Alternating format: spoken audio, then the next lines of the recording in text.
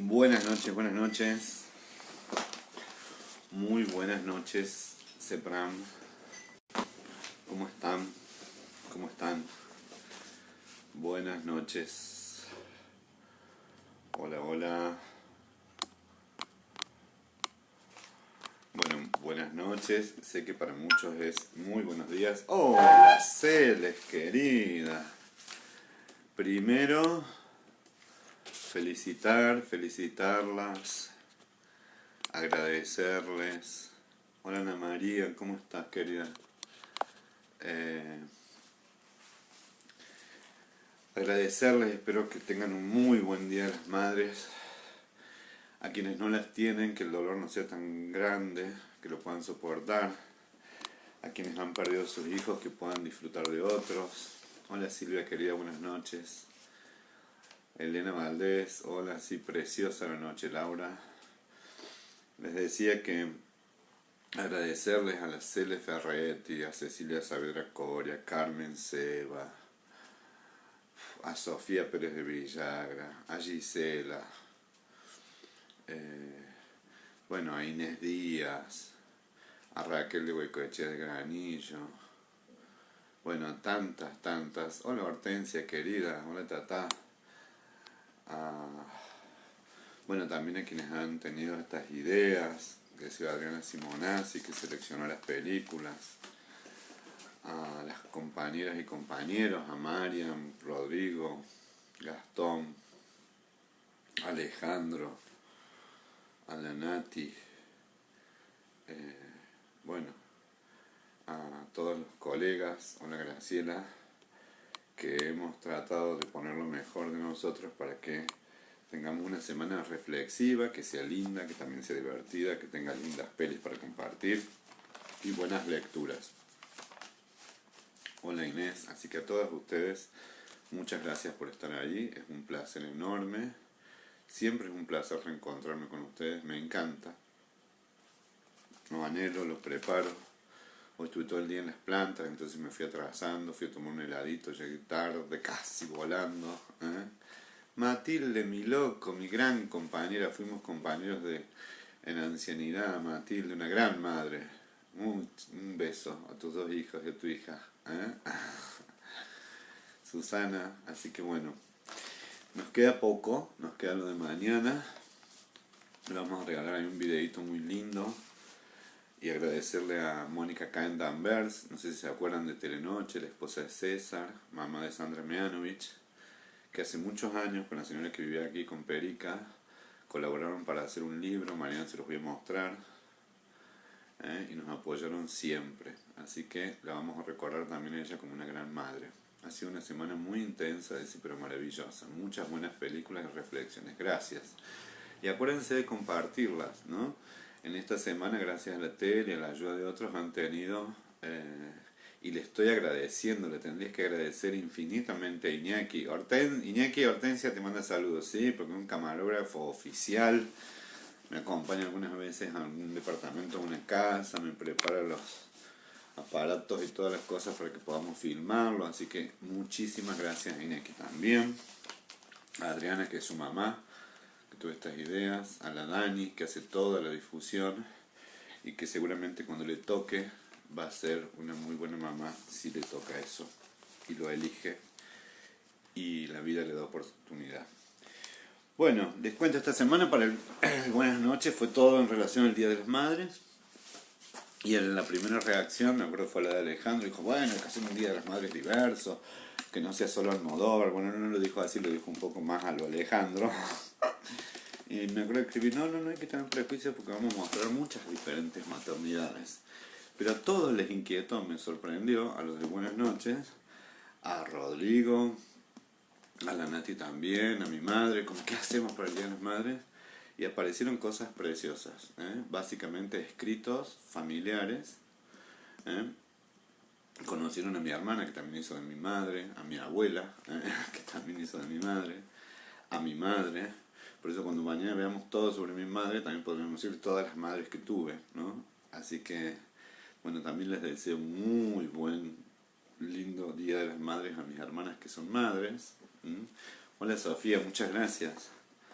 Una de ellas ha adoptado 3 niños, la otra tiene 4. A mi hermana menor, a Virginia, que lucha con un ex que no es tan buen padre, entonces es una madre que está sola con un montón de dificultades. A Mariana, mi hermana más chica, que ella eligió no ser madre porque creía que no le iba a dar el lugar que necesitaban en el cuidado de esos niños. Y a la cantidad enorme de madres que me han ido cobijando, no sé, en la facultad, Raquel Cauchi, Rocío Fernández Ballesteros, Ana Alderete, bueno, maestras, psicólogas. Así que bueno, y yo elegí a todas ellas muchas gracias. Este texto voy a hacer así porque ya aprendí,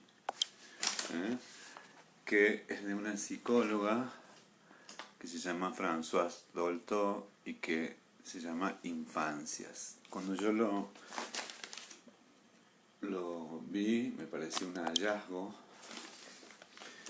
una maravilla. Y después, bueno, se lo pasé a Gastón y lo usamos en la cátedra. Y quería leerles esto porque habla ella fue una psicoanalista que se dedicó básicamente a ser psicoanalista de niños y a tener programas de extensión y de educación. Muchos libros escritos de Françoise Dolto, Françoise, como dice Gastón, que lo pronuncia bien.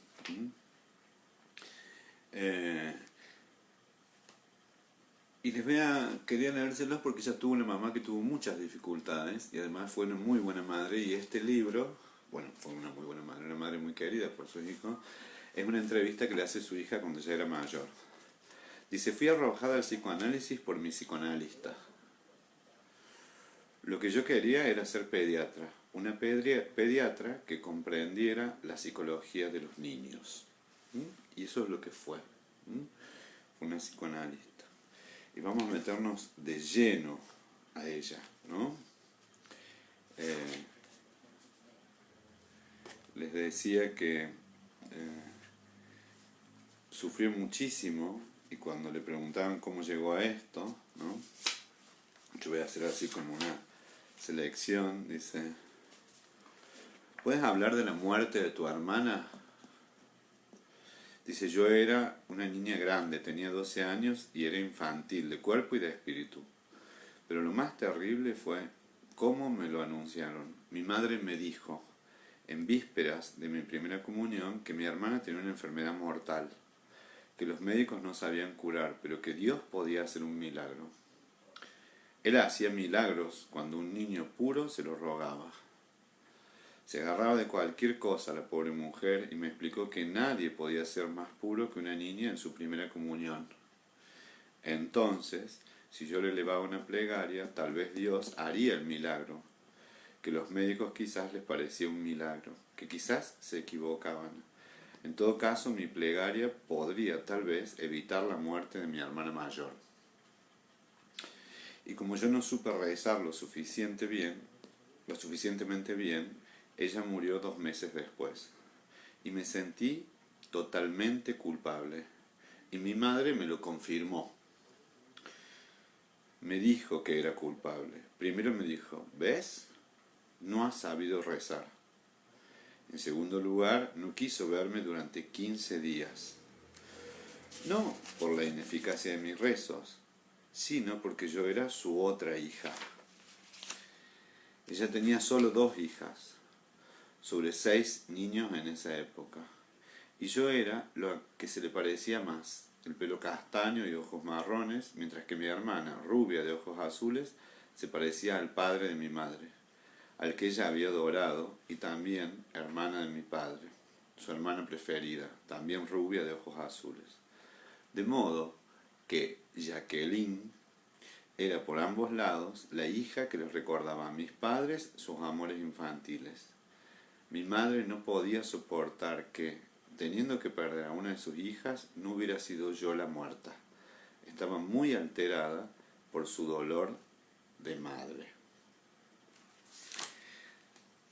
Fíjense, porque me gusta esto, porque se puede ver cuando las madres también se equivocan, ¿no? Y cuando están dolidas. Y sigue contando Françoise Dolto. y los daños que podemos hacer, pero cómo esos daños también pueden encontrar algún sosiego a través de la psicoterapia. Puesto que quería estudiar, no tenía más que hacer lo que se debe en una familia que no quería que lo hiciera.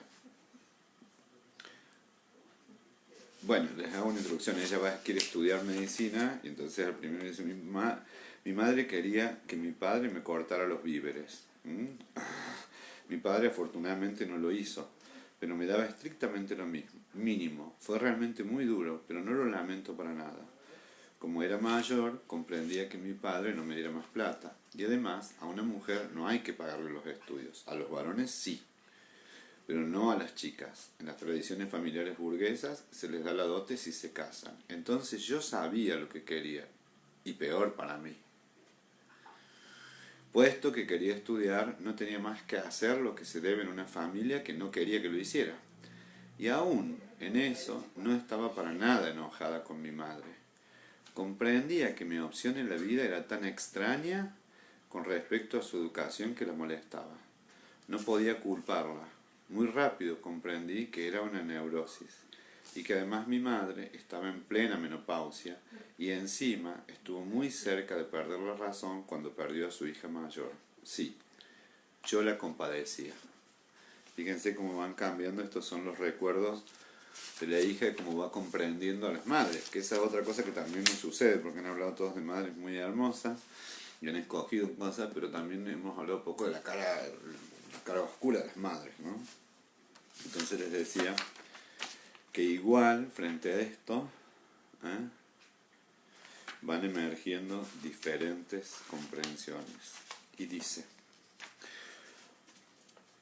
estoy haciendo unos saltos enormes, dice, no guardo rencores de mi vida de niña, nada de mi difícil juventud, al contrario, creo que por un lado fui muy desdichada. No querría revivir mi vida desde los 12 a los 30 años. A los 12 murió su hermana. Pero creo que ha sido una escuela extraordinaria para entender las diferencias, las incomprensiones de los seres que más se aman. Que tendrían todo para amarse si pudieran comprenderse, respetarse tal y como son. Y que no pueden por razones inconscientes, prejuicios, juicios a priori, también por celos de la madre hacia la hija, porque mi madre, lo comprendí, estaba celosa de mí. Pero eso me llevó muchísimo tiempo comprenderlo. Me envidiaba por haber logrado liberarme de las trabas de la vida burguesa de las chicas. Y yo, por mi parte, ponía todo el lado de su drama. Ponía todo del lado de su drama, la muerte de su hija mayor. Yo tenía una compasión muy grande por mi madre y por mi padre. La vida había sido feliz en casa antes de la muerte de mi hermana. Incluso durante la guerra, cuando mis padres volvían a verse, había mucha alegría entre ellos. Se llevaban muy bien antes de la muerte de mi hermana. Y fue ese duelo vivido de un modo tan distinto lo que transformó el clima de la pareja. Mi padre quería hablar todo el tiempo de mi hermana. Mi madre la había idealizado de una manera abstracta y prohibía que se hablara de ella. Había guardado su armario como un fetiche, con todas sus ropas que se apolillaban. Había también un rincón completamente tabú, como una pequeña capilla en la pieza de mis padres, con sus fotos y las flores siempre delante. Eso duró hasta el nacimiento de Jacques, mi hermanito más chico, y ese drama de ser un joven y bello. Hay que decir que es terrible un cáncer, sobre todo en esa época, porque supieron durante año y medio que era de todos modos incurable. Aunque uno lo intentara, que no pasarían ni de 2 años. Y había que ocultárselo, distraerla. Murió a los 18 años. Era una chica de mucho éxito con los muchachos. Por suerte pudo lograr todo. Digo, si vieron la entrevista de las Celes y Sofía y Ceci, mírenla porque hay una diferencia abismal, ¿no? Hay que decir que es terrible un cáncer, sobre todo en esa época, porque supieron durante 1 año y medio que era de todos modos incurable. Aunque uno lo intentara y que no pasarían ni 2 años. Y había que ocultárselo, distraerla. Murió a los 18 años. Era una chica de mucho éxito con los muchachos. No era para nada como yo, no tenía ningún gusto por el estudio. Amaba reírse, bailar, adornarse. Yo, de muy pequeña, tenía una facilidad real para el estudio. No hacía nada y era siempre la mejor. Ella, por el contrario, era una chica volcada hacia el exterior, el baile, los paseos con jóvenes, la brisa, la seducción fácil. Tocaba el violín también y muy bien. Amaba la vida y era sociable. No tenía para nada el mismo carácter que yo. Se murió en el verano de una embolia pulmonar y mis padres, después de su muerte, recibieron aún 3 propuestas de casamiento de jóvenes que no estaban al tanto de que ella había estado enferma y que se había muerto. Nunca hubiese llegado a ser psicoanalista sin ese duelo perturbador para toda la economía familiar. Creo que hubiera llegado a ser médica de todos modos, porque desde los 8 años lo quería, pero no creo que hubiese llegado a ser psicoanalista si mi hermana no se hubiera muerto, y si yo no hubiera vivido ese duelo patológico de mi madre, el sufrimiento moral y la desesperación de mi padre y el dolor de mi hermano mayor, compañero 2 años mayor que Jacqueline y muy cercano a ella. Y luego ese nacimiento del más joven que no aportaba la satisfacción reparadora que mi madre esperaba. Quería la reencarnación de su hija, solo eso. Visitaba a las videntes que la ayudaban sin duda. Menos mal que ese niño que nació fue rubio de ojos azules. Menos mal, sobre todo, que ese niño no nació de sexo femenino, tomando el lugar de la otra para nuestra madre. Y con esto los quiero despedir, porque François Dolto tuvo también algo muy temprano que le ayudó, que lo quiero compartir con ustedes.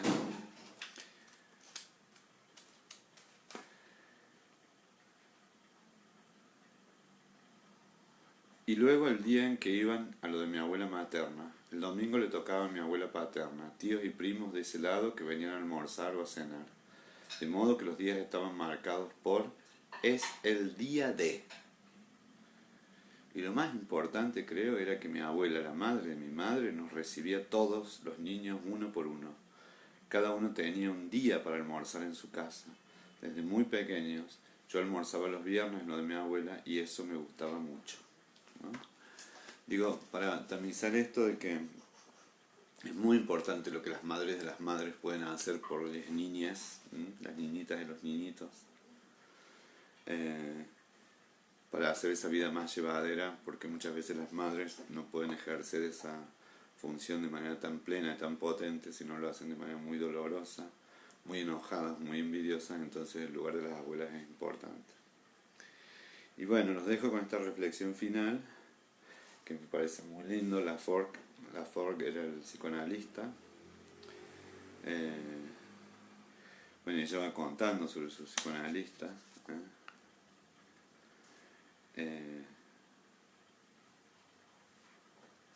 Y dice, yo no sabía que era maternal. No lo sabía. Y lo era. Fue sobre todo Laforgue quien me lo dijo. Me dijo, usted no se da cuenta lo maternal que es. No me daba cuenta en absoluto de que se llamaba así contribuir al despertar de la inteligencia y del corazón. Me daba cuenta de que admiraba lo que es un niño que se abre a todo, al mundo, y que nada al mismo tiempo en lo simbólico y en la alegoría, en la realidad y en el sueño, que pregunta si son personas de verdad o inventadas, y porque lo que inventan no puede ser verdadero. Al mismo tiempo es totalmente matter of fact. Puede también imaginarse los personajes de una historia y comprender de qué se trata, la representación de fantasmas, y eso no obstaculiza su adaptación cotidiana a la realidad. Me interesaba, pero no era maternal porque quería mimarlo. Era maternal porque quería comprenderlo, y cuando le costaba, intentaba comprender por qué y lo que significaba. Y luego estaba su madre. Nunca jugué a ser su madre. Era su hermana mayor y también su madrina. Mi madre había querido eso y que Pierre, su hermano mayor, fuese mi padrino. Mi madre le había dado el pecho hasta los 18 meses. Era un vínculo de ella muy fuerte. Mientras que yo lo paseaba, lo cambiaba, ella o yo lavábamos. Tenía todo el resto de mis ocupaciones. Tocaba el violín, leía mucho, iba a conferencias que me interesaban. Él era para pasearlo, hacerle descubrir el nombre de las cosas, de las flores, de los animales que están en los libros. Todo lo que planeaba como pregunta me lo interrogaba a mí mismo y lo respondía, muy consciente de mi torpeza, lo mejor que podía. Y de hecho, eso es lo que necesita un niño, interrogar al adulto y que el adulto se sienta realmente interrogado y no responda a cualquier cosa. Eso lo descubrí con él. Digo esto para cerrar el día que me toca, el último Buenas noches, Cepran, de la Semana de las Madres, para pensar esto, ¿no? Las dificultades que tienen las madres para maternar, el trabajo enorme que tenemos como hijas o como hijos para elaborar algunos daños que pueden producir las madres, y además la capacidad enorme de las abuelas y de las madres de maternar, y cómo todo eso deja huellas infinitamente profundas, valiosas, y todas trabajar a lo largo de la vida.